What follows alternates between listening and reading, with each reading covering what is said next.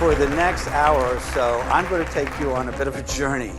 I'm going to take you to the heart of the U.S.-Mexican border in a rather intimate way, a rather unorthodox way. I am going to let you see the U.S.-Mexican border through my eyes. And here are just a few images that I'll share with you that kind of show you the everyday scenes and situations that we looked at. We wanted to communicate something about the human suffering, separation, and pain, which is at the heart of this controversial region. And so we talked to and we listened to the stories of the migrants that we came across, as well as the agents and officers that we were embedded with.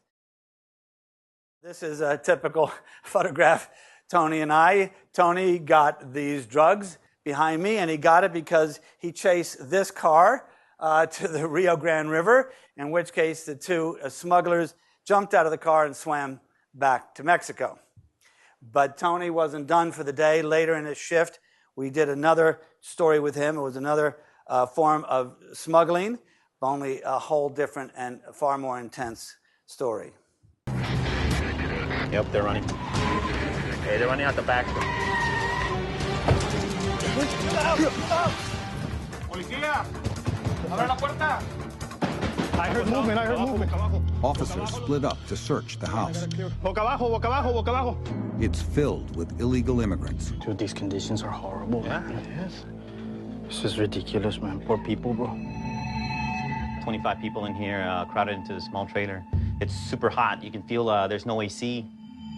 There's one little stall for all these people. Women typically have it the hardest. Women will frequently tell you that they were raped or they were beaten. Now, I show you this for a reason, because this is the kind of thing that the men and women of law enforcement see all of the time. And believe me, it takes a toll on them. And you can see it in their faces and in their body English. My trauma came partly because of the PTSD I experienced at the border, but partly because it was corporate PTSD. It was something you all can relate to. Fox took over the National Geographic. Most of my colleagues were fired, and suddenly the new president of the network, the Fox president, loved Border Wars, renewed my show. You'd think, all right, well, this is traumatic, but it's all going to work out. Border Wars continues. But then what you don't know is that he replaced me as a series producer. Now, my job was to teach my replacement how to do my job. This is the infamous Laredo PD narcotics unit, kind of rogue guys. So now I'm in a very strange brew. So now I'm still down at the border. I'm still dealing with guns and drugs and money and violence, only this time it's mixed in with anger, depression, and anxiety. You all know that you don't have to jump out of a helicopter to get in trouble.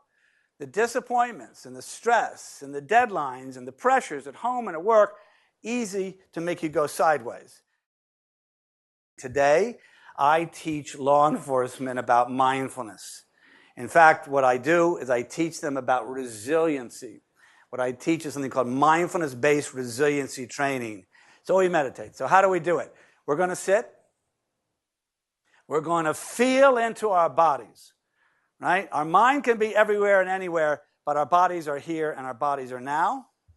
We're going to breathe, which is a point of focus, which is not the only one, but it's a great one.